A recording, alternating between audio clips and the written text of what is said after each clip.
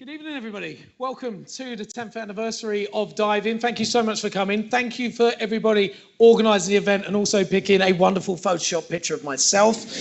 Much appreciated. We like that. I was asked to just speak a little bit about me, to introduce you guys to me. Some of you might know me. I've met somebody behind me who actually I go to the Isle of Wight with every year, which is very, very random. It's a very small world. Some of you might have seen me on Sky News or Sky Sports News talking negatively about your football teams. I apologise. It's a job. It's a job. Some of you may have seen me on late night TV. Back in the day, yes, I used to do live roulette on ITV. So when you used to come back drunk, you might have been on your own, you might not have been. I'd have been on the screen watching you. Telling you pick black 29 all day long. So apologies about that. But also about myself, as well as being a journalist, presenter working on Sky News, Sky Sports News. I'm also an ambassador for a wonderful charity, Saying Goodbye, that look after families who suffer the heartache of baby loss, something that sadly I have gone through personally in my life. We've had a pretty traumatic few years and suffered a few losses. But during that time and the hardest moments of my life, it was about standing up and going, well, okay, how can I help other people going through the pain that I'm going through? How can I make that pain a little bit easier for them? So I spoke out and been very outspoken about it, trying to support men who go through baby loss in particular, because they're often forgotten in the scenario. So I love that work that I do. I love helping people. It's something that sadly affects so many families, not just here in the UK, but all around the world. And actually, I like doing this right now because although I've been kind of hiding with a shadow for the last few years of my life, going through the losses that we are actually expecting a baby girl in February. So I am over the moon. And I love that I'm able to share that with you now and be really positive about that. So what I've learned from that experience and through the determination of my incredible partner is never give up. Never give up. Doesn't matter what comes your way, there's always a way around it. There's always something more you can do. And don't ever stop. Now, it doesn't have to relate to just that. It can relate to your work. It can relate to your family, social life, whatever it might be, your dreams, your aspirations you have. But don't ever give up, because there's a bright future waiting. And there's some very late nights and early mornings and lack of sleep waiting for me in February, I believe. Right, that's enough of me. Anyway, let's get this event started. And I've got to introduce your chairman. And I asked some questions about Bruce, and I wanted to find out a little bit more about Bruce, not just Bruce Carnegie, the chairman of Lloyd's. I wanted to know a little bit more about him. So I asked a few colleagues, Bruce, about you, and they told me three things. One, loves his cricket, chairman of MCC. Of course he loves his cricket. Two, what really disappointed me the most, he's a Chelsea fan. Oh, God, there's more. Oh, dear. Okay, we'll move on. The third thing, though, I loved more than anything. He's a fan of Love Island. Who knew? Who knew? So to give you the preview of next series of Love Island, will you please welcome your chairman, Bruce Carnegie.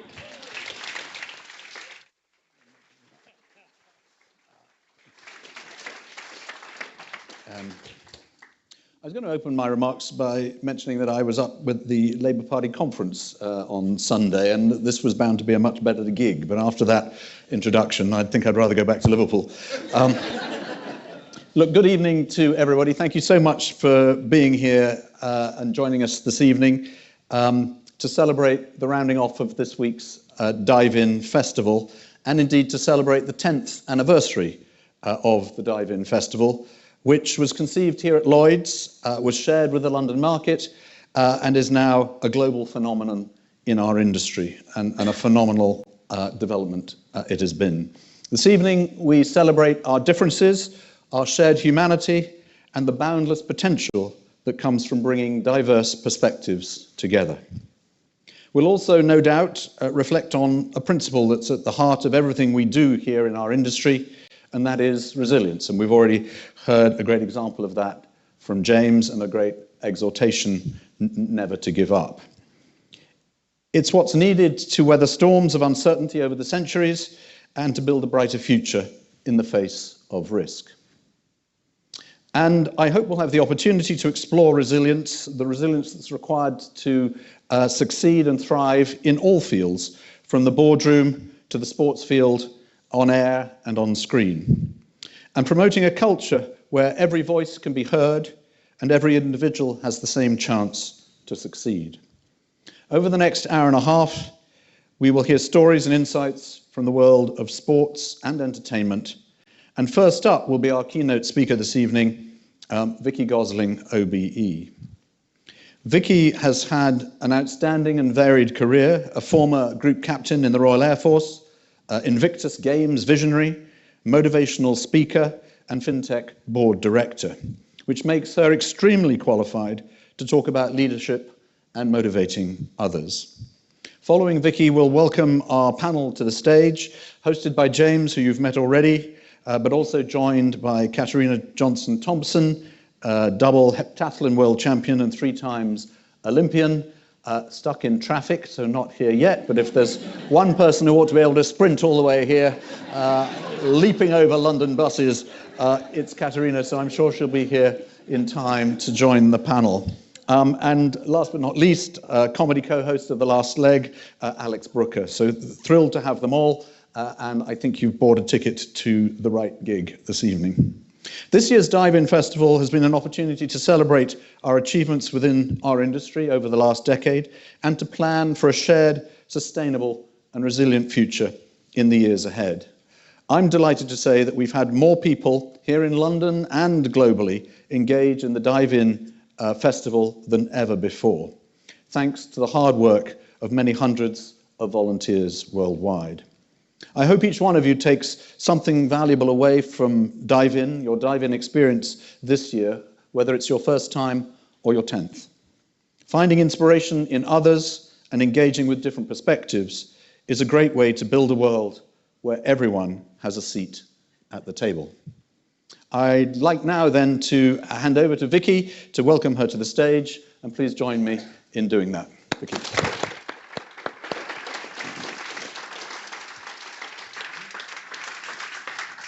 Thank you. Well, good evening, ladies and gentlemen, and what an absolute privilege it is to be here with you this evening, to be able to share my leadership journey from the battlefield to the mountains. So behind me, you'll see, actually, I've had the great privilege of being involved or leading a number of really exciting high-performance organizations. But over the next 20 minutes, what I'm going to do is actually focus on 3 key chapters in my life. Firstly, it's going to be about the Gulf War. Secondly, the Invictus Games. And more latterly, my experience of the Winter Olympics in Beijing. So what you'll find is actually, whilst each of the chapters is probably a story in its own right, there's a common theme that I feel really binds them together. And it's actually about finding a way to succeed when you're really, truly up against the odds. So where did it all start?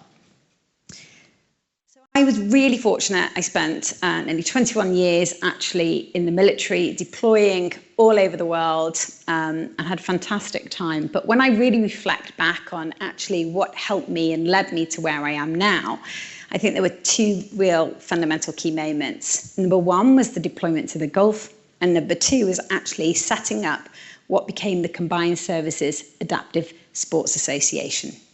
And you'll probably make the link as I take you through the journey.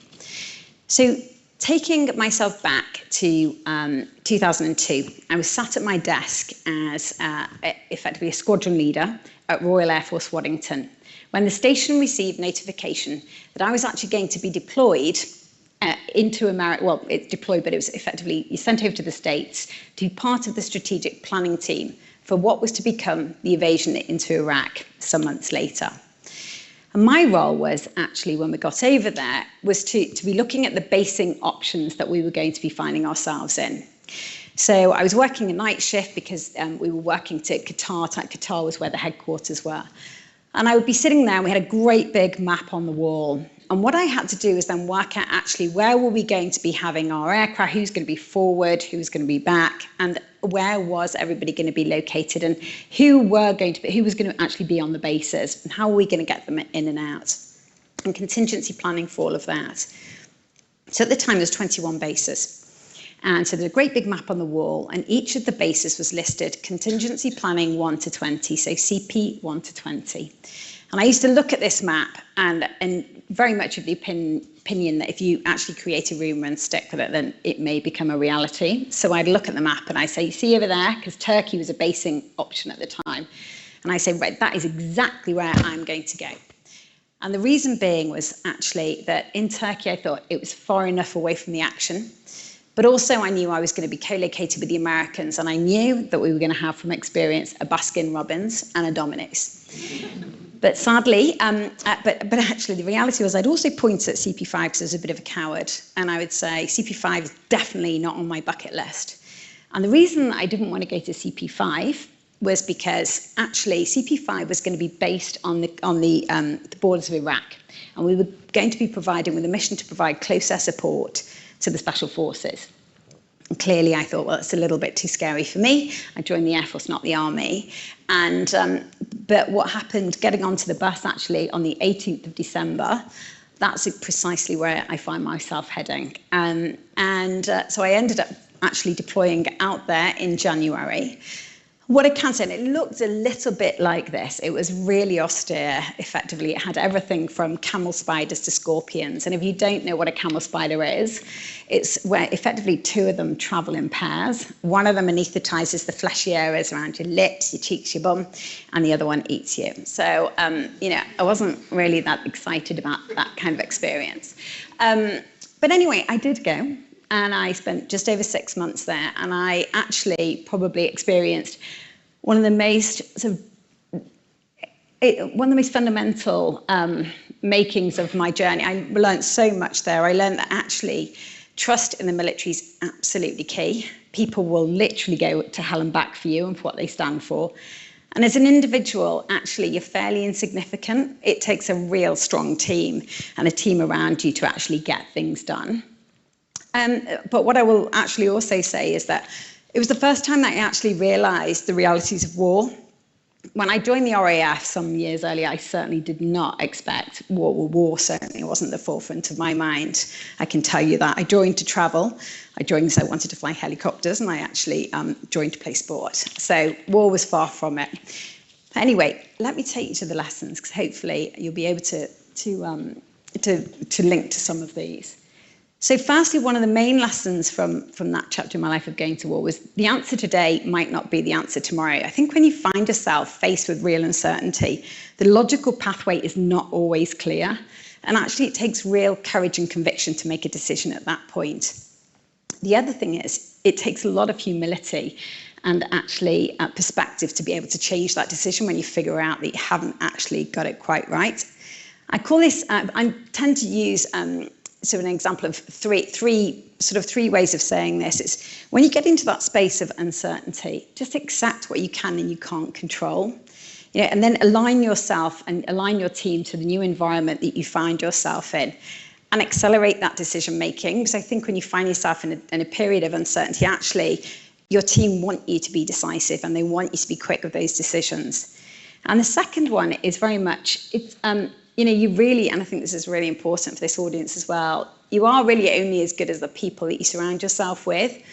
Effectively, it's the people to the right and left of you that will really help you get there. So when you think of it, as the old saying goes, if you want to go fast, go alone. But if you want to go far, go together. And I think that's really, really important. You might not actually, and the other thing is, with that journey and going together, you might not actually have picked those people to travel with or even imagine you were going to travel with them.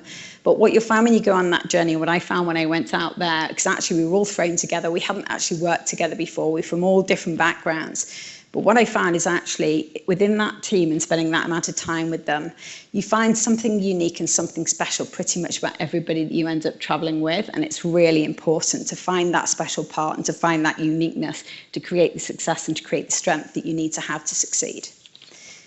So what's happened next? Well, so sadly, actually, for the following decade, we saw a lot of casualties. Between 2009 and 2011, we really did take a lot of casualties, in particular from Afghanistan and Iraq. And it was at this point where my journey with adaptive sports really began. So I'd actually gone to visit some friends at Selly Oak Hospital who'd suddenly been blown up, and I'd seen them looking, pretty destitute. pretty fed up with what had happened to them, and actually trying to explain to two young double amputees that everything was going to be rosy in the garden is quite difficult.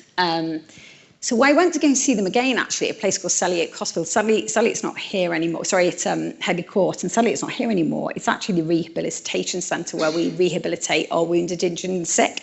And we did at the time, and it was phenomenal in terms of the prosthetics and getting these men and women back on their legs again.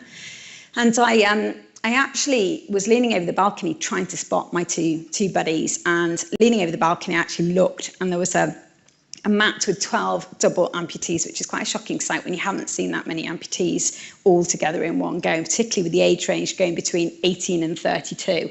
And they were playing sitting volleyball. But what I would say is actually just watching them, the power that sport played in that recovery process was absolutely apparent. You know, you could see that camaraderie, you could see the sparkle back. They'd got that joie de vivre back that I originally knew that they had. And it was because of that, actually, I felt we needed to do something about it. So we went on and set up, actually, an adaptive water sports day at the Water Sports Centre where I was the Commodore.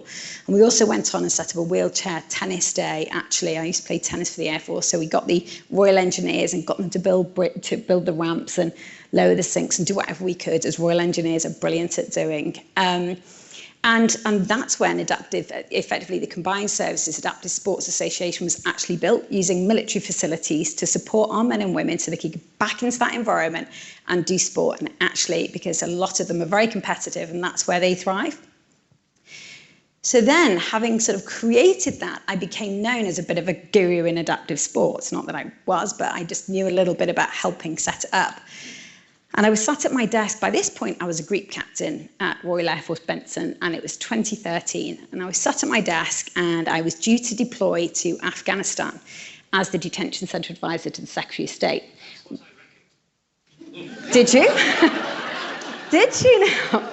Hello, Siri, were you with me? Were you at my desk? Nice to know you're in the room. I said actually earlier, didn't I, that they're always listening. Anyway, sorry, back to where I was. I was sat at my desk, and I was due to go to Afghanistan. And I wasn't looking forward to that job because actually I knew nothing about detention centres, and I was going to be leaving behind a 7-year-old and a 13-month-old at the time as well. And this was actually, this was in the June of 2013. I was due to deploy in September, when I took a call from the Ministry of Defence.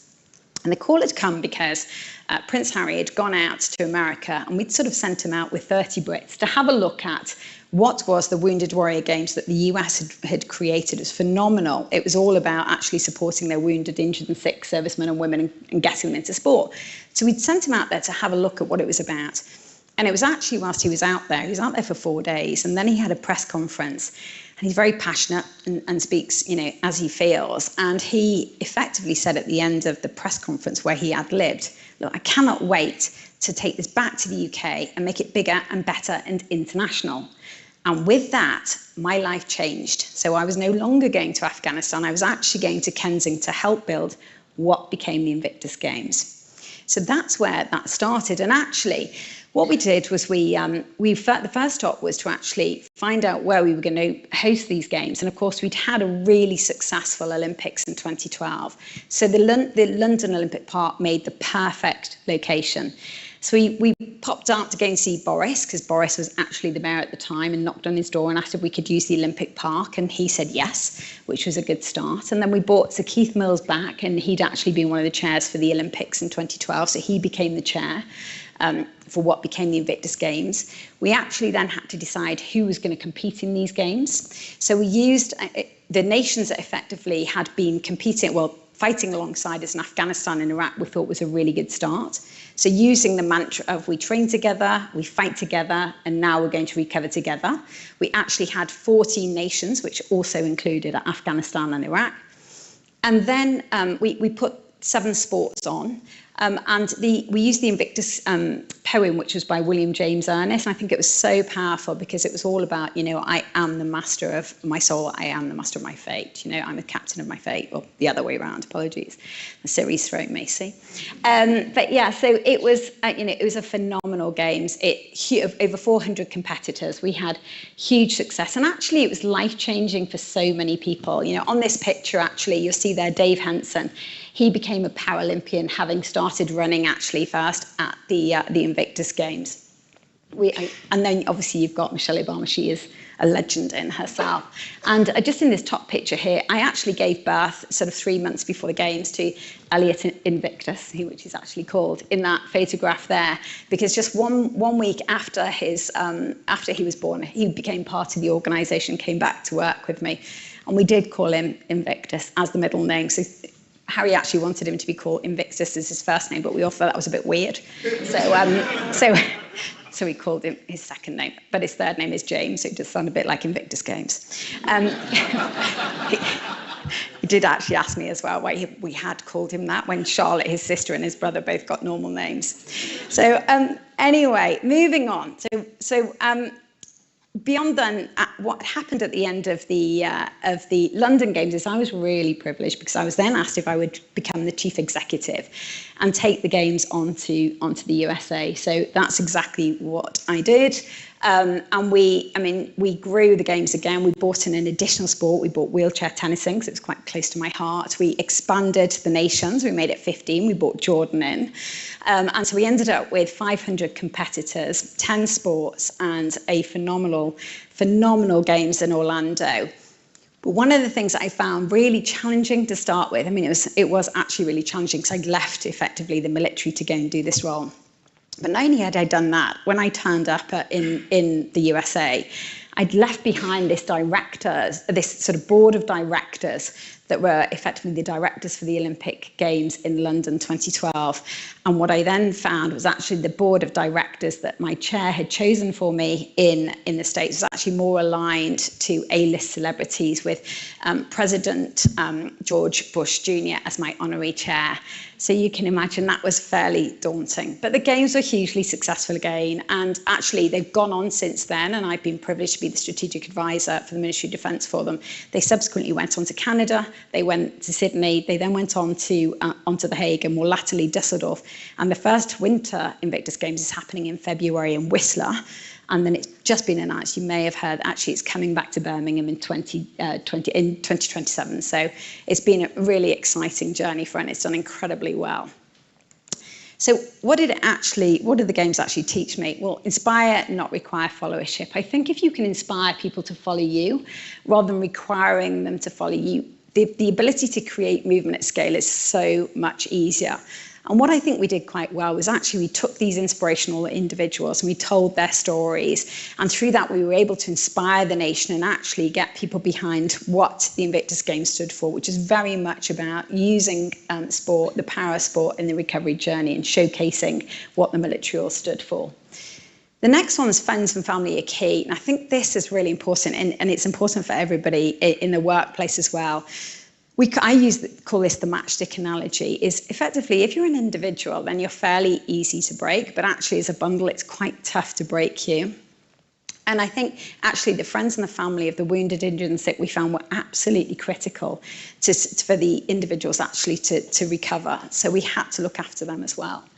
And then the third one was all about the power of an unconquerable spirit. Honestly, when you see firsthand an individual, he's been blown up, and lost both of his legs in 2011, go on to learn to run in 2014, and then become a Paralympian, winning a bronze medal in the 200-meter sprint. That is pretty impressive, And then there was an individual called Spider Webb. He was a triple amputee. Obviously, his real name wasn't Spider, but his surname was Webb. And he is an incredible Marine. He sadly, obviously, lost 3 limbs. But actually seeing him going into the aquatic centre of all places in London and swimming 200 metres, now that takes something in terms of a spirit. And then looking at, with the invisible injury in mind, looking at somebody who's had his life absolutely destroyed through post-traumatic stress disorder, so much so that he couldn't actually associate with his own family, being reintegrated with his young kids and his family again. That's massively heartwarming. And what Invictus genuinely taught me is actually, when you look at things at first glance and they seem to be pretty unachievable, when they're faced into with an unconquerable spirit, actually they become really achievable. So that then led me actually through the military experience and then through the Invictus Games and the lessons I'd learned there. That took me neatly into my next chapter, which was actually becoming the chief executive of GB Snow Sports. And one thing I'd also learned from the Invictus Games was the power of a compelling vision. So going into the snow sports, I thought, actually, this is going to be really challenging, but it's really exciting. And I'd been given permission by the chair that had recruited me to be able to go in, expand what was at the time British ski and snowboarding, give it a rebrand, and actually expand it and merge it with para snow sports. So taking it from 4 Olympic disciplines effectively into 8, and then merging it with the para snow sports. So we ended up with 12 disciplines in total. And then we set a really compelling, well, very, one could suggest, ambitious vision. And that was to become one of the top 5 nation by 2030. And bearing in mind, we don't have much in the way of mountain ranges or much snow. One I did suggest I did. Actually, most people just thought it was barking mad. But that said, putting the right foundations in place was really important. So we set about, having merged with the para snow sports, we set about having some really strong foundations, and the themes behind them were athlete first, a bit like customer first in everything you do, making it very athlete centric. Performance, Britain knows what it takes to win. We've done it. We've seen it in cycling. We've seen it in swimming. We've seen it in gymnastics. So it's effectively just really understanding what does it take to win. And we ended up employing, actually, and bringing over some of the world-class coaches that had done really well for other nations, because we hadn't actually done so well in snow sports. So finding people that knew what they were doing and actually putting them under our umbrella. And they were all very excited actually to come across, because if you're French and you're a French coach and you're brilliant, actually there's quite a few of you and you've had a lot of French success. So taking those coaches, bringing them over, we've got Canadian, we've got Austrian, we've got Norwegian. And we brought these impressive coaches across, best in the world, who set best practice up for us. Also technology.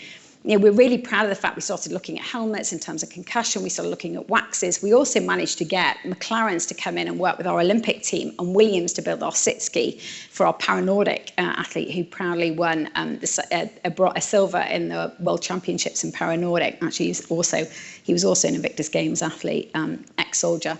So, looking at these areas, but then culture as well, for me, is fundamentally critical, just in making sure that actually, because I always say that if you want to win, then you've got to have that healthy culture. It's really important that you win well in what you're doing. So creating a really diverse and a really inclusive culture across all of the 12 disciplines, and creating the sense of one team was critical for us. And we suddenly started seeing actually success coming. I have to say that we were helped by taking a couple of athletes back from the French. They were British to start with, but they were pretty good. So we did do a bit of that as well, and American too. And we started seeing success. So we ended up with Charlotte Banks as a world champion. We ended up with James Woods as a world champion. This had never happened in Britain before. So leading up to Beijing, we were hugely confident. We'd taken the funding from 5 million to 15 million. And also we'd increased just effectively the way that we had the strength and the depth of the team. And in December, before we got to Beijing, we had Dave Riding winning the first ever podium for Britain in men's slalom. So he's on the front page of the Times, which is amazing for us. So we had this huge sort of journey of success. But of course, we were slightly hindered because we had 3 seasons of COVID and we had Brexit as well. And not having the snow on our doorstep made it quite challenging. I would call it slightly against the odds.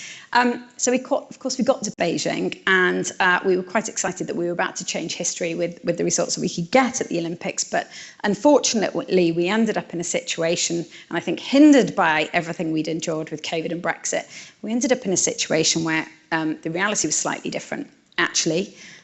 We ended up going in there into a very austere environment, which was, a lot of the athletes felt was quite fearful. We had this sense of one team. I constantly said to everyone, it's all about the team, right? It's all about the team. It's 70%, a bit like Klopp. It's 70% team and it's 30% tactics for us. But we got up there, and of course we were separated completely. The athletes had to depart 24 hours, 48 hours straight after they'd competed. We were spread across 3 different areas, which in Beijing is quite significant.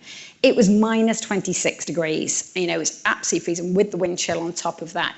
And as for the food, you can see in the picture behind us, that was where the individuals, that's where all our best in the world athletes for Britain were actually eating, and they didn't know what they were eating. So it was really challenging. And needless to say, actually, we had a disaster. We didn't medal in any one of the 12 disciplines, well, any one of the 8 disciplines, but we did go on to have a successful Paralympic Games. So, well, what did the Olympics teach me? So, sorry, it's just gone off my screen here. I've got the time, so I obviously need to hurry up. So expect the unexpected, right? And, expect the unexpected. I think when you go into an environment and it's very insecure, you don't actually know what's happening, you're much better going in with an open mindset rather than, a closed mindset, because it enables you to be far more adaptable.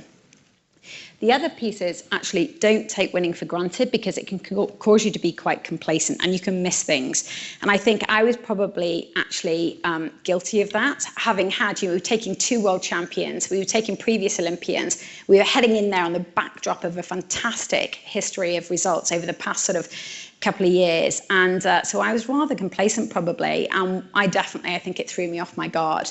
So I would definitely say it's just don't become complacent. And then resilience is built through experiences. And I think this is good and bad. I think my exposure from being deployed all over the world and actually having been sent to places where I wasn't sure how long I was going for and not necessarily where I was going to be, and living in a tent with 10 people, I actually didn't think that I would ever come across that by leaving the military ever again. Until I got to Beijing, when actually I was sharing a room again. I was, here I was as the chief exec, as the team leader, and probably one of the most prestigious sporting events, and eating food that I had no idea what it was off a plastic plate. It was not something that I was expecting to head straight back into again, wearing a mask continually 24/7. So I'd say that resilience definitely comes from good and bad experiences. But anyway, coming back from Beijing, clearly we had failed slightly and we lost 3 million quid, was taken straight off us by UK Sport. And it was probably at the point where I was thinking, right, that actually is probably time to give up. I don't know if I'm the right person to take this forward. It was really deflating. But then we sort of sat and thought, and I looked at the team, and this is a team that I've been saying, it's all about the team. It's all about we're in this together. And the vision was still really strong. And the belief in the vision was still really strong. And so I decided actually we wouldn't give up, but it was more important that actually it wasn't just me deciding we wouldn't give up. The team that had come on that journey decided they weren't giving up either. And I think that the steel that held us together, look, we bent, but we didn't quite break. But I think the steel that held us together through that period was actually because our culture was so strong and the diversity in that team was incredible and we had each other's backs. So we decided we were going to give it a go. £3 million down, heads down, like probably 50% of staff down. And we cracked on. We put on the big girl pants and off we went again. And what I would say is actually that strength in unity and that strength in belief and that strength in not giving up actually has led us to the best results in British history to date. And that is not all of the medals, by the way. So the first year after Beijing was a world championship year, and we went out and we pretty much smashed it. We got 54 podiums. And then everybody said it's a fluke. We're not going to give you any more money yet. Just see if it happens again. And then this last season went on and we won 74 medals. And not only that, we had podiums across every single one of the 12 disciplines. And we're currently sat there as Britain with 3 current world champions in the Olympic team, 2 world champions in the Paralympic team. And we also have got the men's alpine slalom team who, and I'm never forgetting the times when they said, we can't do this. We were never going to be good at alpine. We need to be born with skis on our legs.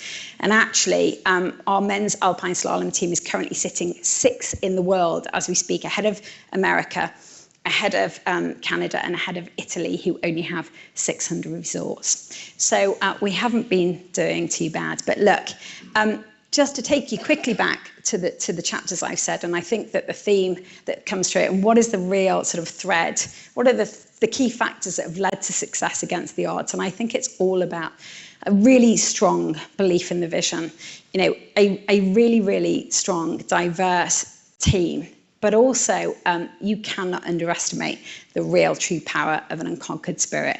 And just to finish, I thought I would share with you a little video of some of the talent that you're hopefully going to see in Milan Cortina, which is only 16 months away, actually training and in action over this past season. And thank you for listening.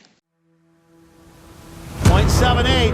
Can he make that up? It's going to be tough here at the bottom to do that. Zoe Atkin was in the lead for the early part of this competition. They get one more crack at it here. Flatspin 5, holding on to it. Just as Great Britain are about to take the lead. On the day, the last leg, and Gail can barely watch. This is going to be so close. The run that could push Mia Brooks towards the gold medal if she can get through. Forwards into the final jump. Music bed. Oh, yes! Mia Brooks from Great Britain is the world champion. I feel like I'm going to cry. It's bronze. Jack ready to celebrate. It's there. Dave Ryan. Never stop believing. Never stop trying. Oh, God, he did it. This could be absolutely historic. A gold medalist. World champions for Great Britain.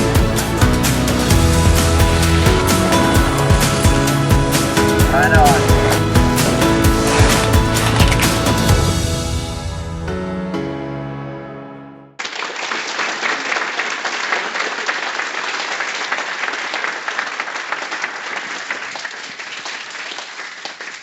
Thank you. Wow, learned a lot, definitely. Thank you so much, Vicky, for sharing all your wisdom with us all. I mean, there's resilience right there. I must admit, I was glad, though, that Bruce, you introed Vicky, because your CV and the list of jobs is endless.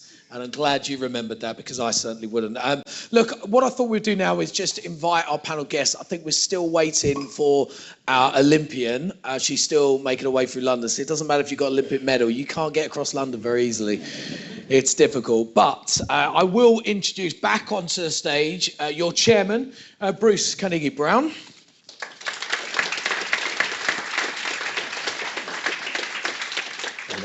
And a big warm welcome to our other guest. He's the co-host of The Last Leg. He is an inspiration to many out there, a diversity champion, and he's an Arsenal fan. And for me, that's the most important thing.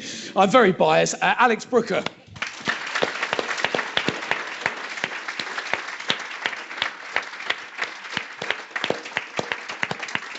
Now, you guys over this side, I know we're going to be hidden a little bit by the lectern, but I believe we're going to get the shots up on the big screen. So if you want to watch our faces as we talk, you can do. Right, guys, thank you so much. Why have they used that photo of me? I look like a peeping Tom. It's like it's outside my house. Don't worry about me. You didn't pay them like I did, my Photoshop version. Look, Alex, let's start with you. Let's talk about Sunday, shall we? You recovered from Arsenal Manchester City? Yeah, just about. Yeah, it was. That was a tough one to take, but I was happy with the draw, mate. I got interviewed by TalkSport on the way out, an interview I probably shouldn't have given after drinking the amount that I drank during the day. Didn't consult my agent first, but yeah, it still went out there. Yeah, we talk about leadership, and we're here to talk about leadership. How do you think the leadership of the referee was on that occasion? It was interesting. It was. Yeah, I wouldn't say it was exceptional. I wouldn't say it was inspirational. Okay, we'll move swiftly on. Don't worry, we're not going to talk about football the whole time. Look, Alex, let's start with you.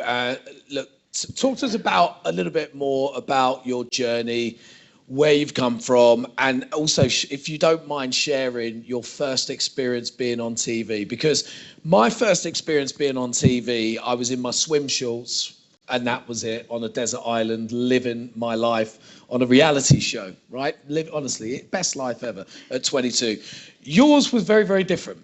Can you tell us? Yeah. I mean, I was just quickly tell. I was a journalist, which is mad to think back to the stuff I do on TV now, like in the current run of the Paralympics that Last Leg have just done.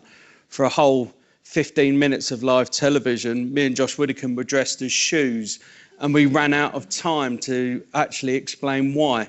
So, 12 years into my TV career from being a trained journalist, and I was dressed as a high heel for no reason. So it's been a journey. Where did it go wrong? But yeah, I was a journalist. I was employed by Channel 4 at the Paralympics to be the five-a-side blind football and the seven-a-side cerebral palsy football reporter. So that's what I was trained to do. I was a sports journalist, news agency, the Press Association before. So that's what my career had been. And then I remember being put, you know, the very first, I was told, you know, I always knew I was going to be on the last leg, but I was going to be their reporter. I was never meant to be on the sofa. But the first job I had was the Paralympics opening ceremony. And I remember I was told I was going to be like the VIP reporter. So I was hoping I'd get like Beckham or someone else. But the interview they had lined up for me was Boris Johnson. It was fine. I was excited about it, but he was, you know, he was the mayor of London, and I prepared, and I was nervous. Live television, you know, I'd never been on live television before. And then about 10 minutes before I was due to interview Boris, I said, we've got someone else. And it was the then Prime Minister, David Cameron. So my first interview was with the Prime Minister in front of 11 million people. I went, yeah, as soon as I found out, I just just got to go to the toilet, just immediately went and just threw up. And yeah, obviously with it being the Paralympics as well, I couldn't get straight in the disabled toilet because there was loads of us knocking about. So I couldn't even hide in one of them. I had to go in the regular cubicle in the men's. It was just people like, what's this, thinking I'd had too much to drink. So yeah, that was my first interview. Prime Minister was sick breath. And do you know what? I had no time to prepare mentally for it, because essentially it's the same interview as what I was about to do with Boris Johnson. You're talking to a politician, you're talking about what the impact of the games are going to be, all these questions and stuff like that. And I was like, I've already got this interview lined up, so I kind of had to kind of almost wing it. And actually it worked for me, because rather than being this kind of trained journalist, I was just dead excited. And I think my first question to him was just like, Prime Minister, look at the crowds here. I think I said, how mint is this? How mint? Is this like I'm in Wetherspoons or something like that? But I think the audience liked it, because it was kind of a different way, a kind of a down-to-earth style of interviewing. And the madness for me is that was my last day as a journalist. That was my one and only day as a journalist on television. I interviewed David Cameron, Boris Johnson. The next day I went and did Last Leg, and someone at Channel 4 said, we're taking you off the reporting team. We want you to stick with our Australian host, Adam, and Josh Widdicombe, and yeah, just talk about the events of the day. And from that day on, I kind of went into the world of entertainment and comedy, and it still blows my mind that I'm still doing it 12 years later. I think that there's a misconception in this country that the standards in television are really high. Whoa. Hey, whoa. Oh, come on, mate. Easy now. Think before you speak, Alex. Bruce, do you remember the first time you were interviewed? Did someone say, this is mint? Do you get that turn of phrase? No, I don't think I've had that turn of phrase.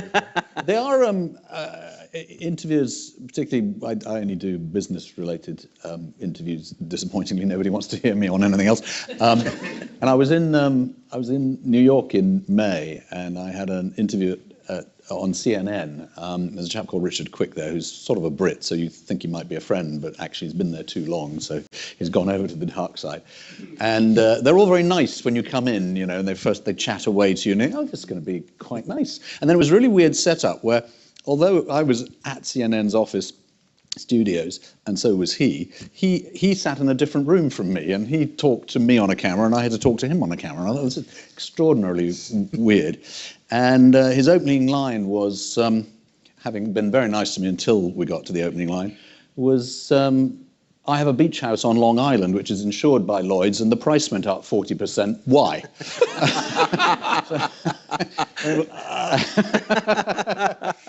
So I'm a little trepidatious in front of interviewers most of the time. Vicky, what about you? You've been in front of the camera a lot. You've experienced it a lot. When did because you seem so natural on the stage. When did you learn to become that natural? I don't think actually, when I think about one of the first interviews, I actually did media operations. In the military, you don't get really trained to do anything. You're a bit of a jack of everything and a master of nothing. And not very encouraging. I was hoping you were highly trained. Don't ever get me with an SA-80. That's the big rifle, by the way. It's huge. It's really tricky. Yeah, anyway. Yeah, no, they gave me a pistol because they were too scared of me with an SA-80 and how wrong it could go. No, it was, so they actually asked me to go and do media operations. And the first interview I remember doing with a journalist was when they in the military, they literally give you, you've got 3 key lines and you've got to be on message. So that's why you see a lot of military people being quite robotic about how they do things. And the journalist came up and Tony Blair, we were looking after Tony Blair because we were on this big exercise called Safe Syria. And the journalist came up and said, so how does it feel effectively invading, going into Iraq with the threat of all these Scud missiles that aren't real? And I remember just looking and I've completely forgotten my 3 keynotes. I don't really know what I'm actually supposed to say, and I don't think I'm going to be that on message. So I think I'm probably just going to say, oh, and actually it was about that really. And then for whatever reason, they decided to take me off. So I never did media operations again. I'm not sure who put this panel together, but I'm a bit confused. You got taken off straight away. Alex got taken off straight away after interviewing Boris and David Cameron, and Bruce hates it all because he talks more in business. And we've got to think this through.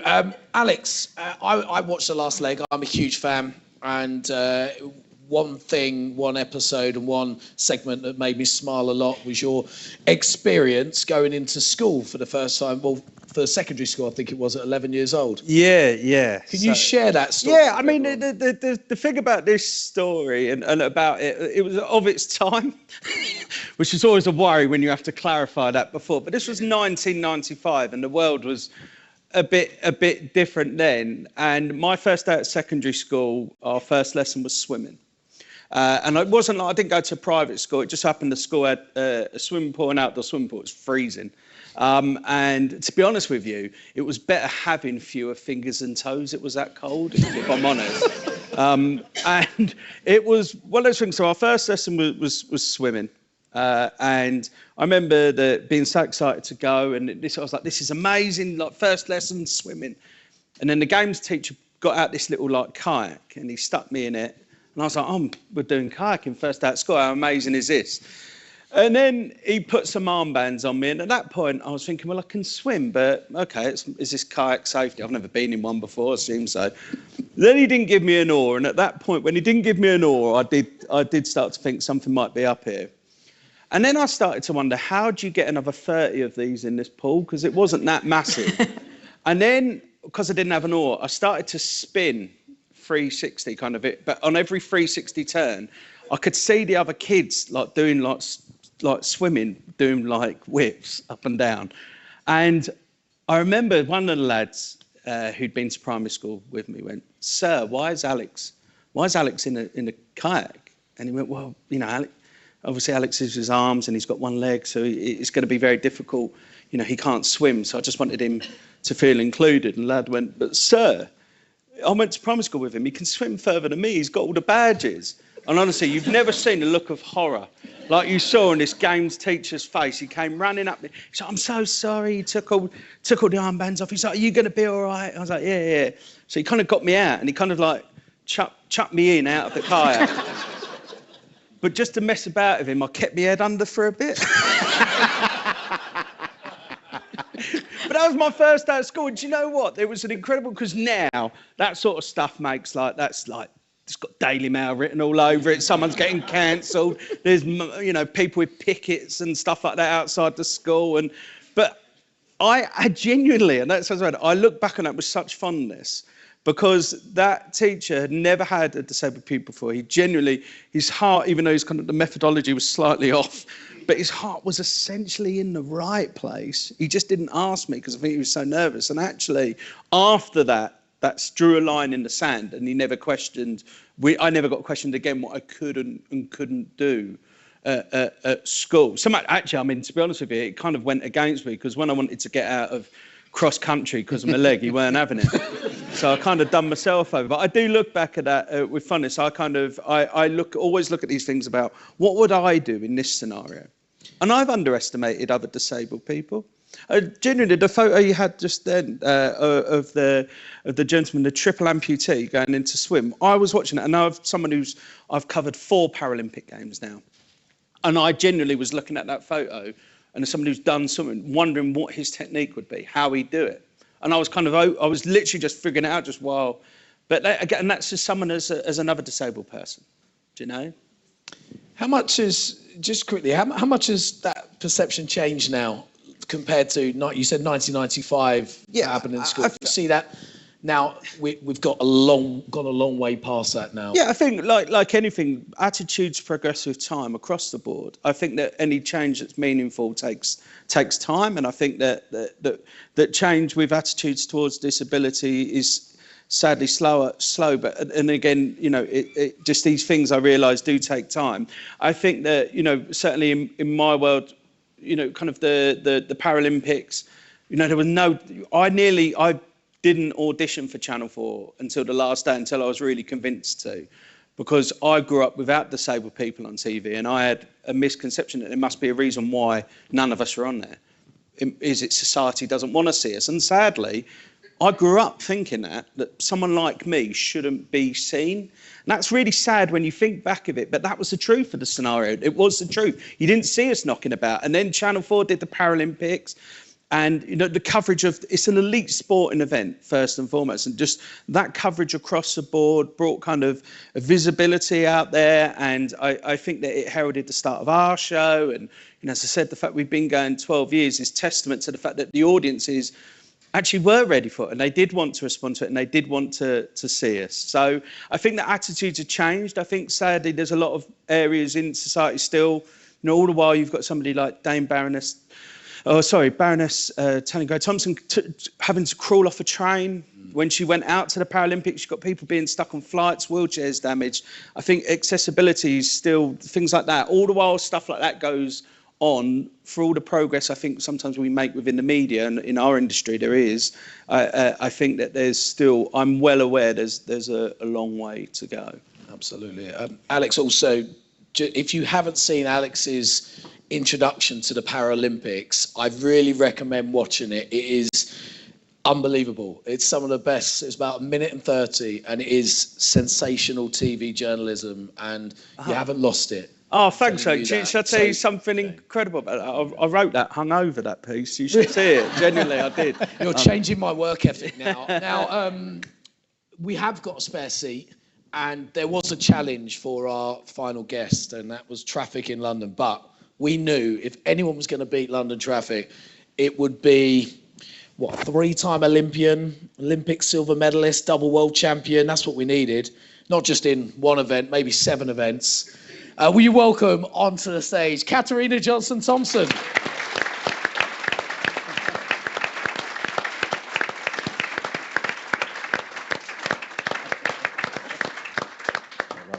Really sorry I'm late. I couldn't hurdle over cyclists or try and run through traffic, but yeah, London is very difficult. Katarina, biggest achievement, getting here tonight through London or silver medal at the Olympics? Definitely tonight. It was a moment where I thought I couldn't make it. We went through puzzles, we went through diversions, we went through just people like outside of the pub who wouldn't move with their pints. It was mad. You all laugh, but that's usually you guys if you weren't in this room. Is it just that pub right outside? Nobody would move. The driver was beeping. Lots of nodding heads there. Look, Katarina, what a time to speak to you. I remember a few months ago, before the Olympics, I was on Sky News, and I was actually reporting that you'd had a little injury. And I remember at the time I was talking to the panel and speaking how devastated I was for you, because I know for Olympians, the work to get to that stage, and bear in mind, Olympic event every 4 years, if you slip up just before with an injury, that could be a dream over. I just felt for you at that time. To see you come back and do what you did was sensational. Please tell me, how did you do it? What motivated you? What did it take to not only even get to Paris in the end, but to do what you did at Paris and win a silver medal? Yeah, for me, like the Olympics is such high pressure. You know, every athlete feels that. This year it was only 3 years because of the COVID games, but the time before that was 5 years. And I think the time before that really set me up to sort of, if I can do that, I can do anything. And that was such a bigger injury. I completely ruptured my Achilles in the end of 2020 after the delay of the COVID games, and that just sort of like put any chance I had of a medal to bed. And this one, it was like such a like smaller injury, but it was like something that I could spot way in time, and that ultimately gave me the foresight to then just like push things back. And I think it was getting reported that it was you know, a big injury and like, oh, not again, like the Achilles and stuff. And I just thought that I could have, like, I've just got the utmost belief in myself that I don't need to do competitions now to prove that I'm in some sort of form before going to that, just through experience. You know, this was my 4th Olympics, and I was lucky to have that team around me that just like knew how to take me to that level. And we got there the year before in Budapest, luckily for the World Championships. And it was just like going back to that process and going back to basics and just trying to get me in a good mental state to be able to believe that I can attack for a medal. And Vicky earlier was talking about how important a team ethic is and having the team around you believing in the same common goal. How crucial were your team, not just build up to Paris, but have been throughout your career? Yeah, so I joined this team in 2022, so mid of the season 2022, and that was one of I was at my lowest moment in my career at that year, and I feel like this has been my most successful team yet because of the people in it and my coach. My coach is one of the most he believes in me more than anybody, especially when everybody wrote me off. And I feel like when you have that person, when everyone's saying like a bad thing about you, he was always reinforcing me, giving me positive feedback, saying, no, you can. And it took him like a while to get into my psyche that I can. But when his sort of philosophy is like, if you have like a table and it's got like these legs, it's like you need to, and it's like a bit rickety, like he builds the table. And I think like when you hear someone say, oh, she's too old, like that's like something getting snatched. So the table's like a little bit rugged now. And then he's like building you back up. And he says the more bad things you hear about yourself, the more you start to believe it, and that becomes your psyche. So it's just like not believing the people who say anything bad about you, and believe in the facts that he tries to build this table that you've got through to his training. Yeah, I think what you kind of saying is like he's like the beer mat that you put underneath the table leg to get it. I like that. We're all thinking it, weren't we? Come on. Catherine, about 7 of them. Catherine, one question I wanted to ask you. I don't know if you get asked this a lot, but you're a heptathlete. We celebrate Olympians. We celebrate Olympic sport, athletics. I love watching athletics. I see a long jump, I'm like, that's incredible. You do 7 of them. Why? Was one too easy? I joke that I'm indecisive, but I just love athletics, I think. I really love athletics. I started off doing high jump and long jump, and then because I was at the track, and me and my mum used to have to take a bus to get to the track, she was like, why don't you fill your time and do some running as well? I did that on, and then the long jump coach said, oh, you run and jump, why don't you run and jump and do that? So I did that. And then the hurdles coach said, oh, why don't you run and jump over hurdles? And I did that. And then slowly kept on adding more and more events on. And then I had an event called the heptathlon where you could do them all together. And I just never looked back. Never looked back. And we're glad you didn't, because you've been a huge success. Vicky, look, we've got a role model here. We've got actually 3 role models here, and yourself 4. Ooh, let's say 4, of course. But... So leave now. Doors over there. Can we cut that bit out and start again? No? Okay. Vicky, how important is it, though, that we've got role models? And we're talking about, we were talking about the Paralympics, and we're seeing these superstar athletes now on our screens being watched by millions of people. Olympians like Katarina, gracing her presence on the screen, winning medals, showing the dedication it takes. How crucial is it for young people, but not just young people, people from difficult backgrounds, that they actually can aspire to achieve this?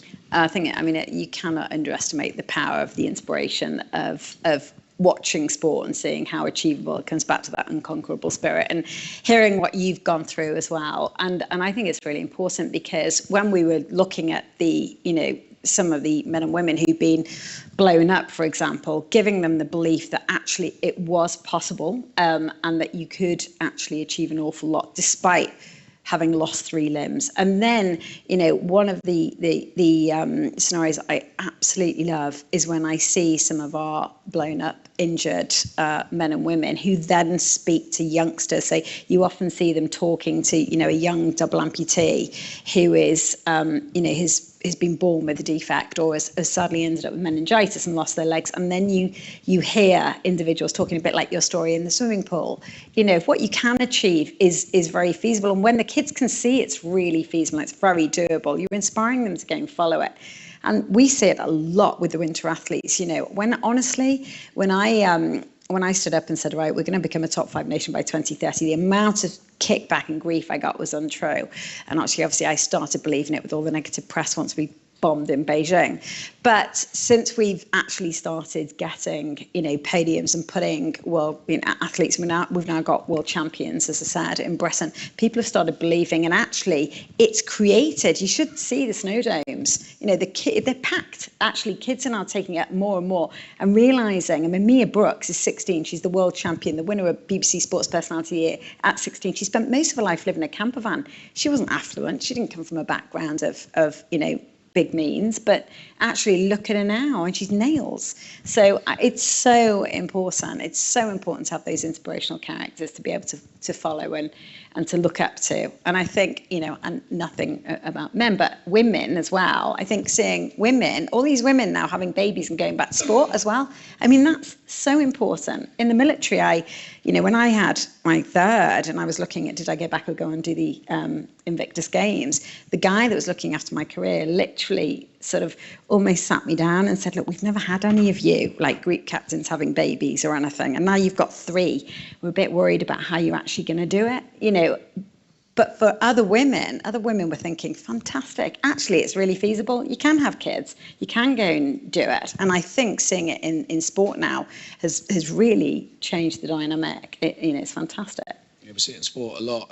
Bruce, we spoke about teams and having the right team around you. For you, as a leader, how important is it to have the right team believing and focusing in the right direction all together?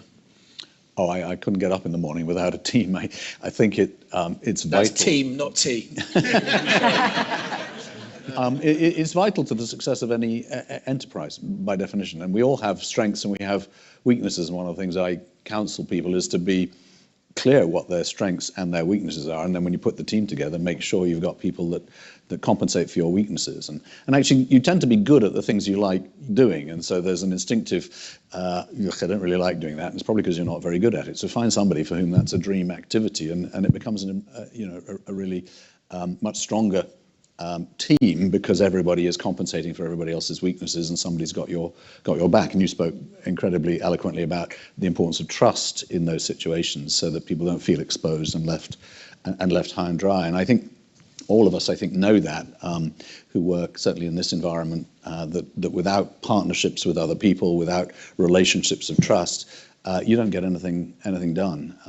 And I think that's one of the wonderful things about doing a lot of what we do, is the fact that we get to partner with other people, build these relationships, and professional relationships grow into friendships, and can last a lifetime. Alex, you have a professional relationship with your partner in crime, Josh Whittaker. Yeah. Would he be your teammate that you'd have chosen? Should I tell you what? It's a mad thing with Last Leg, is that we were very lucky that the show, we had a chemistry from the start, but we were never designed to put together. No one went, you've got this guy and we're going to pair them all together. It just happened by fluke. But it's one of those things where I'm very glad it did. It's changed my life completely. I think, with me and Josh, it's always one of the things I've always loved. We've now done 360 shows. And I was a fan of his before I started the show. And now I just get to sit there, and it's a lot of fun to just sit there and I've got a mate who makes me laugh next to me, and genuinely people are like, oh, it's just like being down the pub. Well, it is. And like back in the early days, we used to drink during the breaks. Now we don't.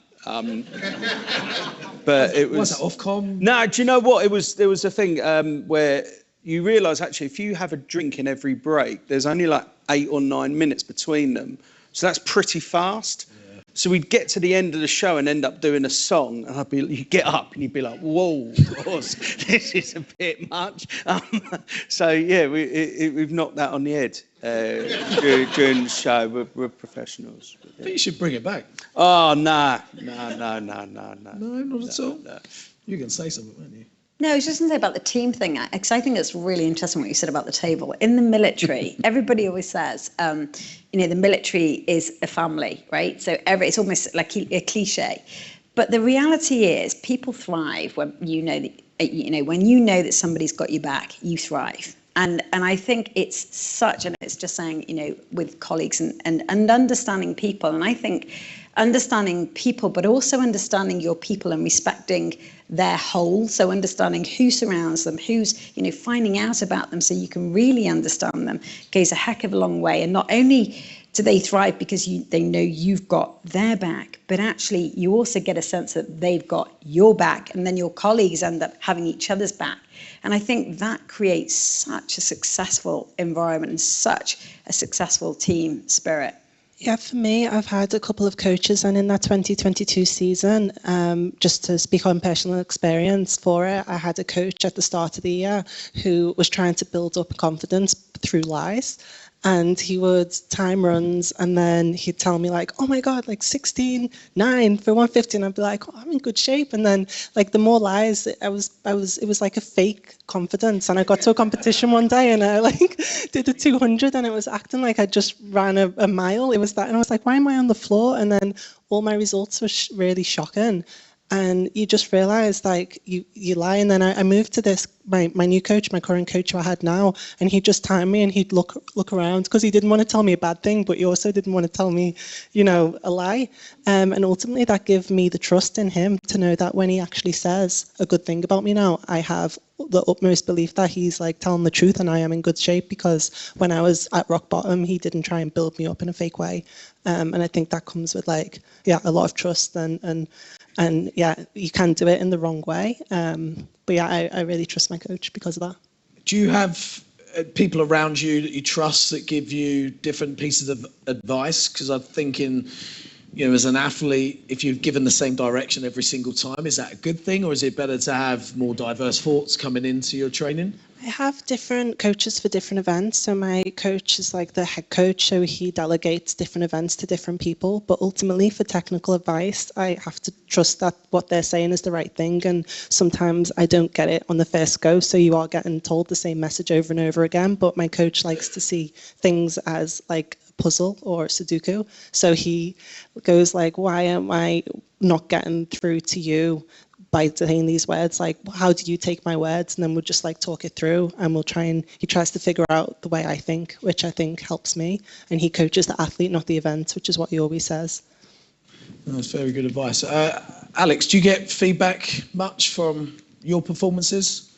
Yeah, it's called Twitter and it's bloody horrible. No, I come off Twitter about a year ago, and it's one of probably the great decisions I've made in my life. I wish I'd have done it the very first day I went on telly. But the thing is sometimes about negative feedback is I think we all have a voice in our head that tells us we're not good enough.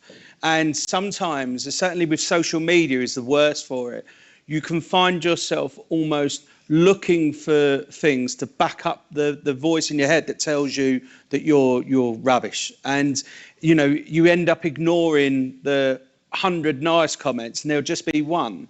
And then that will be the one that sticks in your mind because it's attached to that kind of voice of self-doubt. And I think it's taken me, it's the biggest thing I learned in television and it's taken me years. And even now, I still get it a little bit. Because it's just that idea of, just people saying stuff that they shouldn't, and you can't help still on the human side to get it a little bit, but I've managed to get it under control. But we work with a team. I'm one of those big people where, like, I all the way through, because I just didn't know what I was doing in television. So I've always had people to guide me, and I've never changed that now. I still always ask my producers, like, oh, what did you think of that bit? And I don't want I don't want them to, You did a great job, Yeah, I don't want to hear it. And it was like, oh, that was great. You get people who come in and go, oh, that's great, guys. And I'll be like, that's rubbish. Like, I know 3 bits that didn't work straight off. So I like to, and it's the same, but, I've just started doing stand-up now. I had people who, my first gig that I did a couple of months ago got filmed, and on Wednesday I'm going to go through it all with a writer, and so he'll pick out the bits you could have said that different. We've both got notes, and then on Friday I'll go again. I think that's hopefully a way that I'll get it better, or I'm just going to be rubbish at it. So we'll end up having to see. Alex, look, how have you coped throughout your life with people questioning you because of your disability? Because you've become a disability champion. You've become somebody that is an inspiration to so many people. So how did you fight that resilience? I think there's an interesting thing, certainly, and I've started kind of reading off the tour show that I hope to do one day will be kind of on this subject, and the idea that from the day I was born, I'm seen as inspirational for doing sod all. All of the things that I've done in my life that people have seen as inspirational, writing. When I remember the first time I wrote at school, you had like teachers in tears, mums in tears. To a kid, you're just writing. All of these things, and I think as I've got older, I've started to kind of I started as inspirational, and I spent 40 years trying to work back from that. But I think that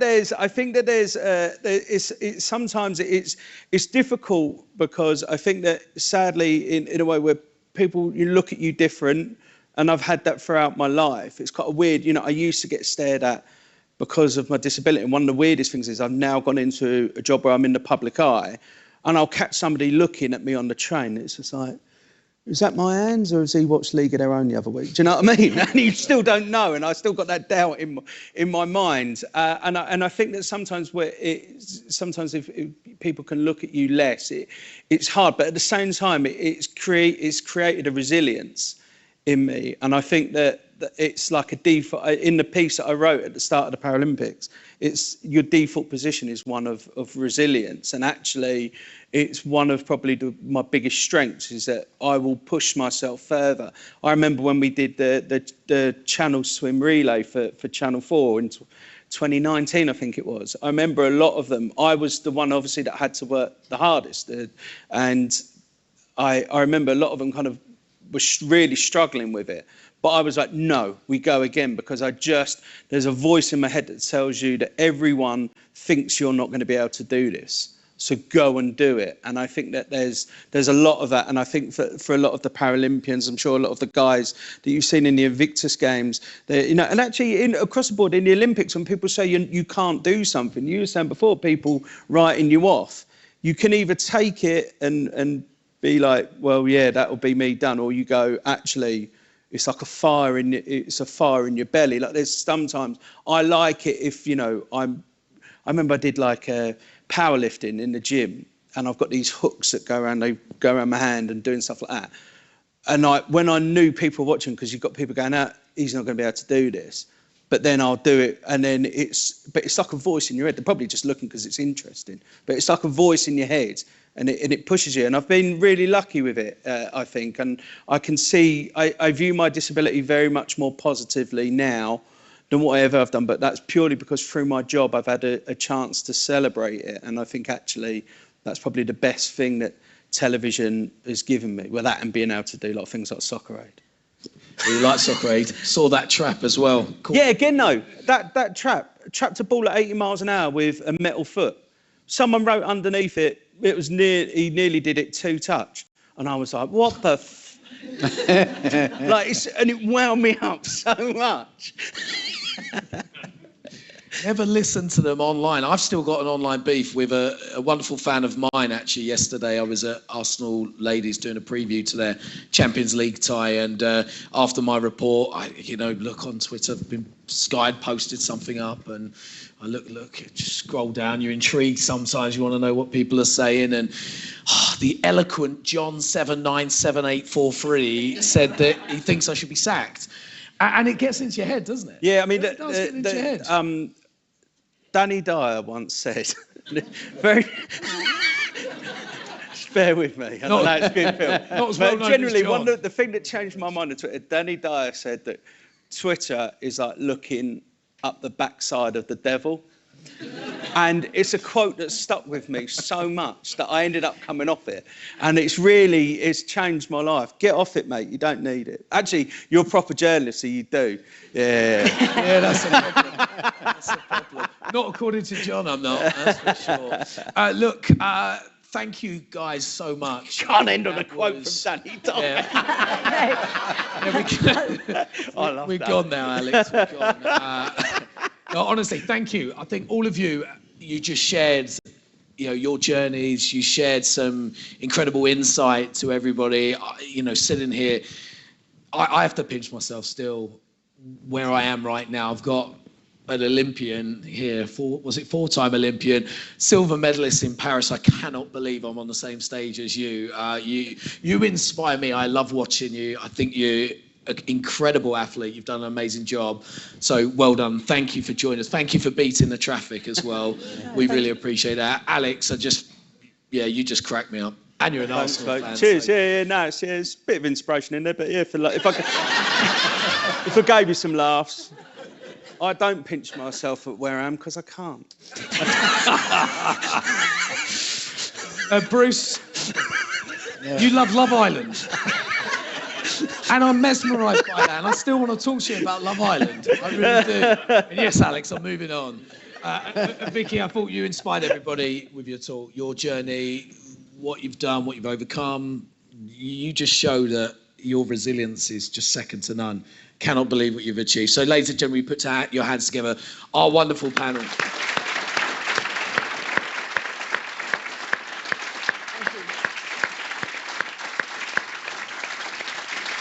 Well done. Now, Bruce, you've got a few remarks to make, haven't you? So we're going to take a seat. Thank you so much, everybody.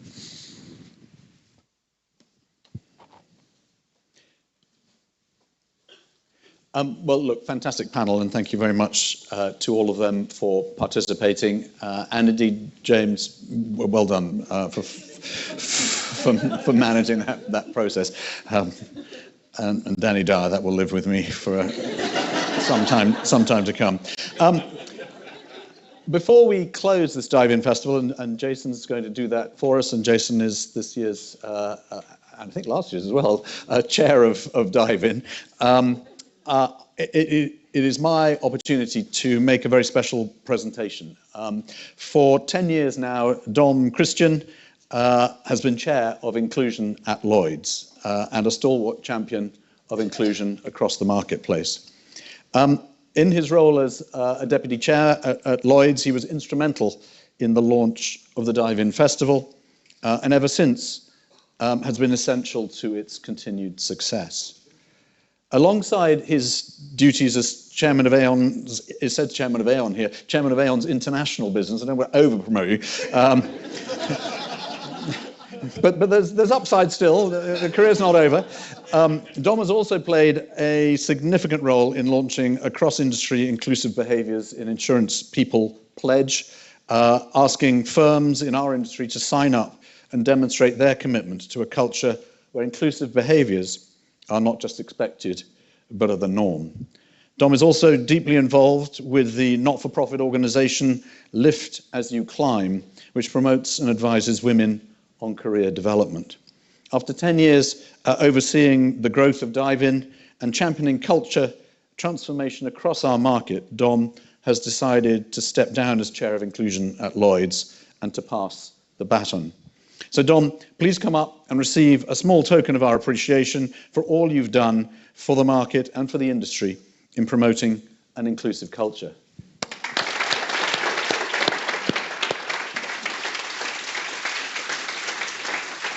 Well,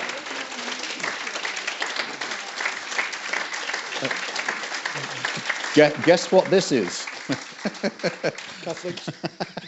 Well done, mate. Thanks as always. Appreciate it. I'm going to let you make a few words. Hey, you, come on. You can say thank you for the shampoos. All right. Yeah. Okay, you go and sit down. Go and sit, bug off.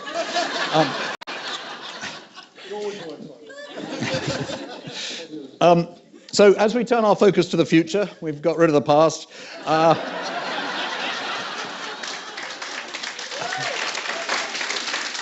I am very pleased to announce that Nick Line, Chief Underwriting Officer at Markel, will assume the role of Chair of Inclusion at Lloyd's from next year. Now, Nick, I think you're in the audience. Where are you? Stand up and give us a wave.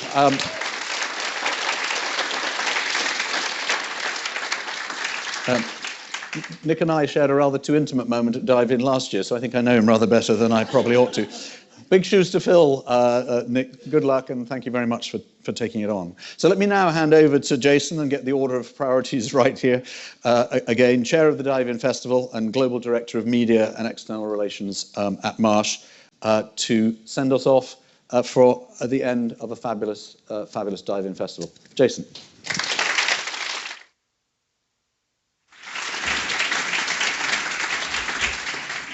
Bruce, thank you very much. And I think we know what you're doing after you leave being chairman of Lloyd's. You're going to give Alex a run for his money on the stand-up circuit. So, look, it's great to see so many of you here. And, I see some faces from very early dive-ins, people who've come to join us. And I'm sure there are people in the room who are here for the first time.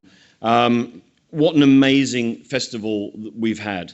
We still have a little bit more for tonight. There is still a cultural performance, and that will reinforce the strong link between diversity and the performing arts. What a great artistic performance really gives you is something that you remember, I think, for the rest of your life, and something that perhaps inspires you to some change. And I think that's what Dive In tries to do as well. We try to encourage people to take action and to continue the conversation beyond the festival. And I can think of so many examples of events that we've held over the last 3 days that I know will have inspired many of you to take some examples, take some of that practice back into your organizations. We've heard from hundreds of experts and inspirational speakers around the world.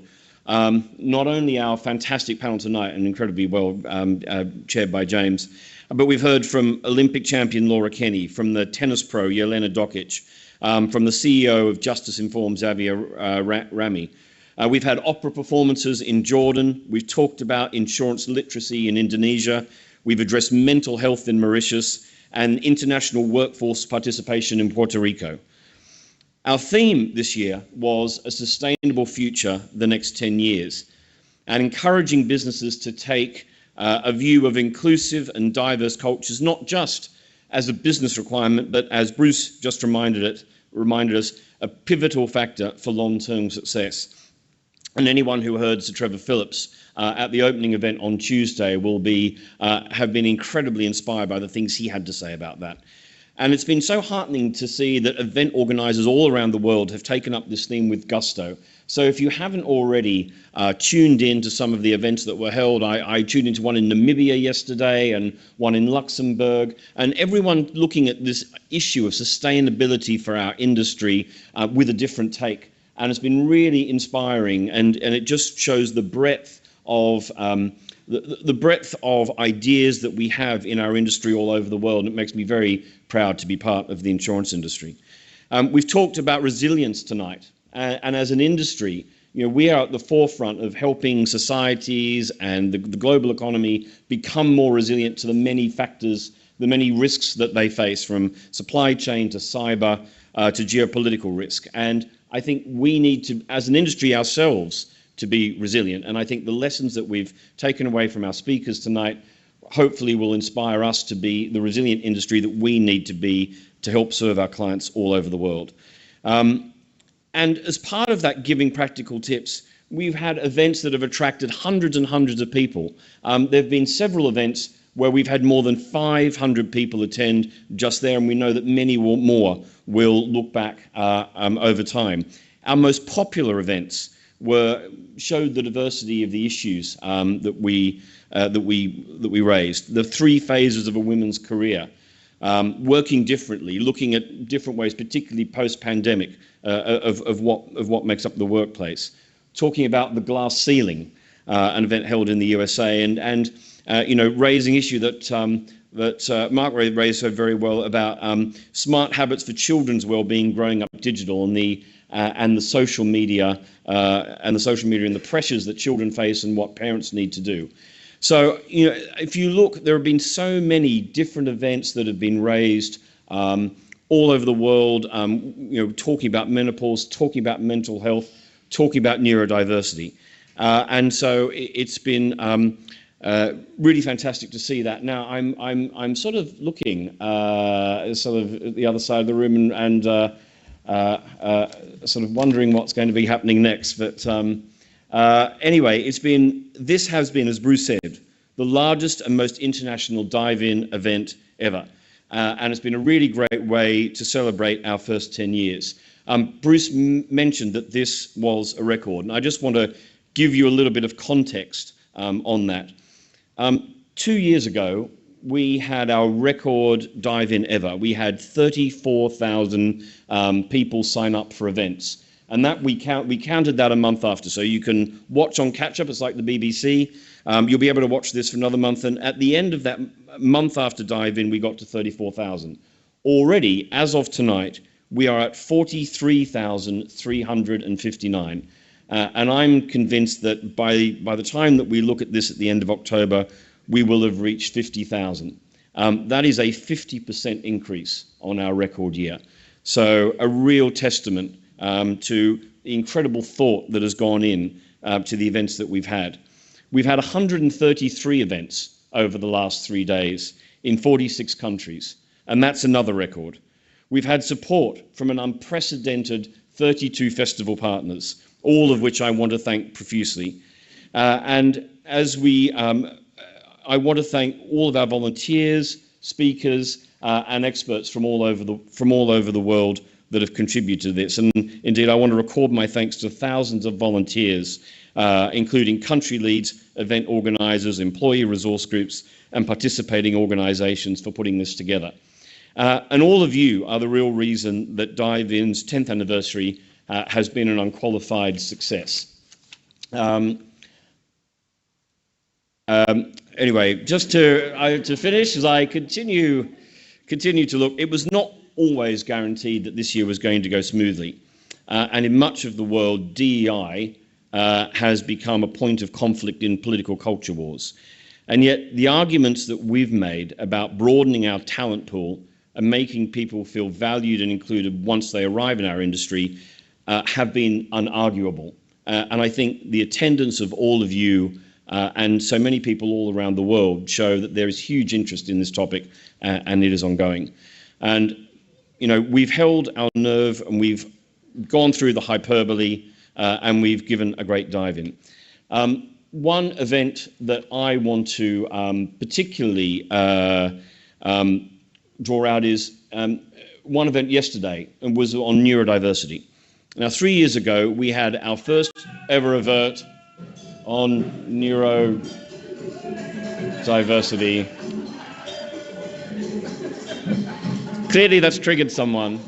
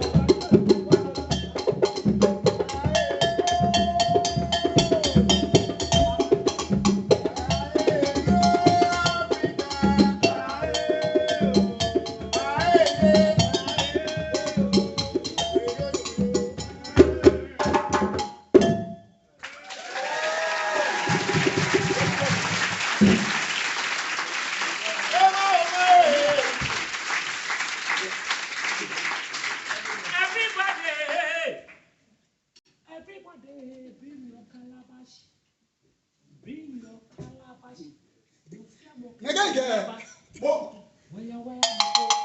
Now it's your turn.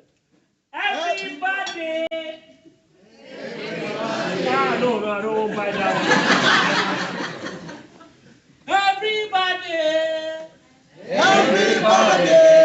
Bring your calabash. Bring your calabash.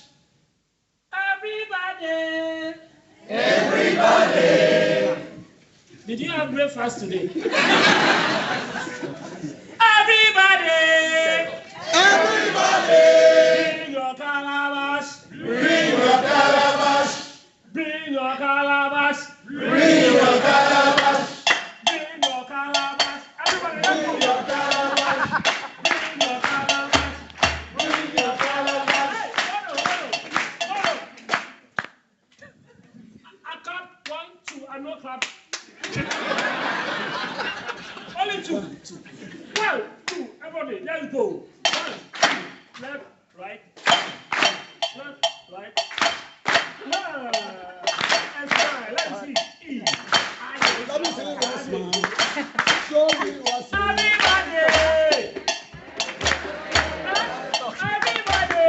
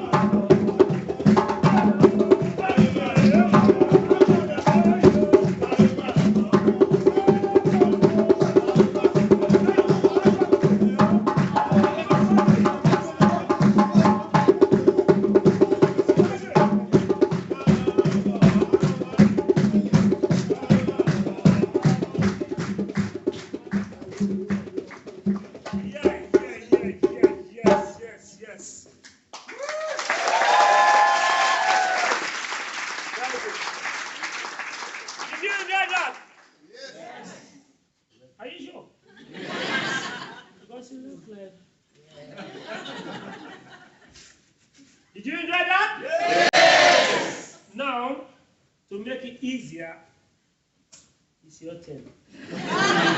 So please stand up wherever you have. Please be on your feet. That's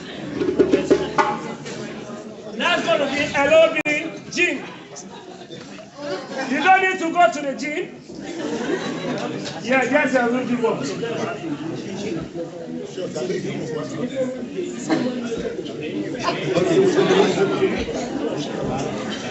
Right. All what we're going to do, Oh, don't be shy, don't be shy. All we're going to do is we're going to bounce like that. And smile, yeah? If you don't smile, I'll charge you 50p each. So we just do like this. Let me see, everybody else. And smile. Ah, easy. Ah, lovely. All right. Every count of 4, we're going to do it in different movements, yeah? I'm going to count 4, and we're going to bring our right hand forward in form of the blow like that. After my first count. 1, 2, 3, 4 to the right. And smile. See bounce. No. What kind of let's smile. 1, 2, 3. And slowly.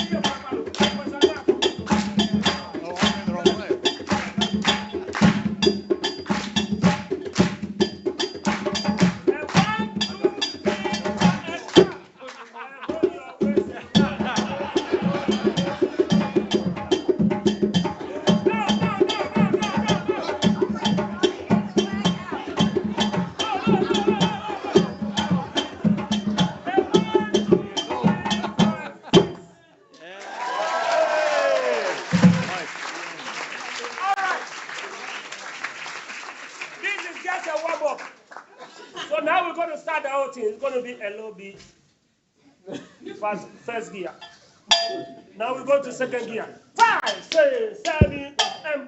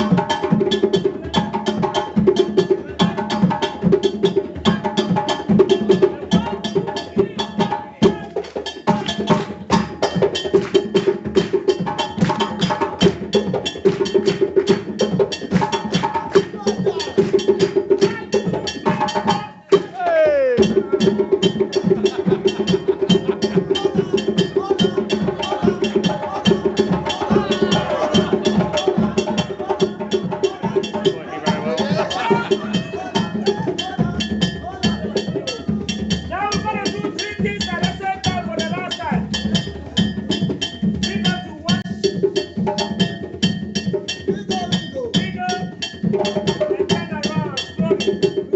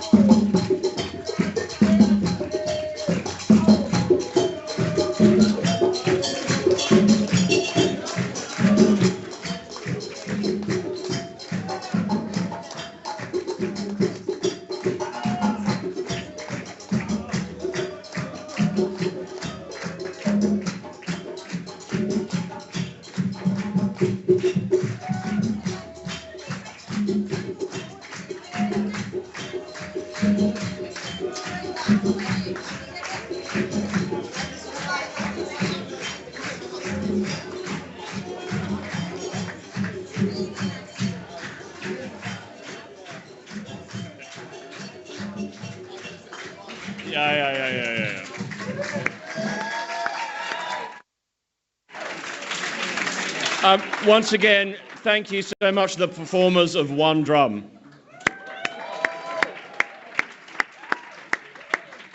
After that, I really can't go back to what I was going to say, but I do want to say a few thank yous. First of all, to the Dive-In Committee. They're month in, month out, providing challenge and insight. You've been fantastic. Thank you so much. To the Dive-In Governance Group, who met on a very regular basis at times, often at very short notice, particularly to Jen Denby and Catherine Conway. We could not have done this without you. Thank you so much.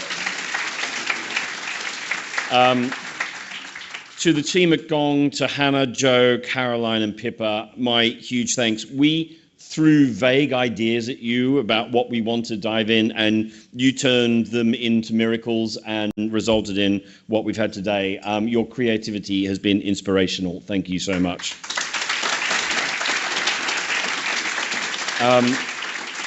And to the team at Lloyd's, who really every year go above and beyond and show their personal commitment, not just because they have to Sam Gwillam, to Kathy Wadey, to Chloe Jardine, who put all the London events together, for Mark, for your inspirational leadership of culture within our industry. A huge thank you. My particular thanks as ever to the person who really sits at the top of the dive-in apex and brings us all together, who somehow keeps this incredibly unwieldy global organization together with mostly immense calm. You are so much crucial to the success of Dive-In, Julia Hayward.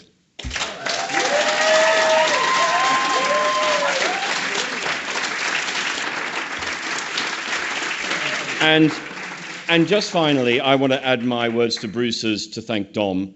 Dom, you've been with me every step of the way, providing so much encouragement and leadership and incredible advice over all the time that you've been involved, really since day one of Dive-In, and it feels like it's been a tremendous partnership.